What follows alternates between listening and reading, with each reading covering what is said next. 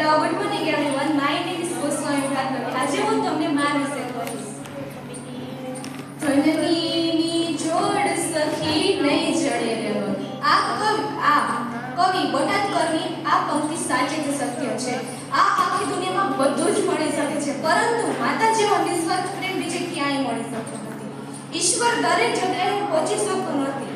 તેથી જ તેને પૃથ્વી પર મનુષ્ય તે અમારા ઘરનો જીવ અને પ્રેરણા સ્ત્રોત છે. ગુજરાતીમાં એક ખૂબ જ જાણીતી કહેવત છે કે ગોળ વિના ગોળો કંસાર, માં વિના સૂનો સંસાર. જેમ ગોળ વગર મિષ્ટાનમાં મીઠાશ નથી આવતી, તેમ માતા વગર ઘર અને જીવન બંને અધૂરા લાગે છે.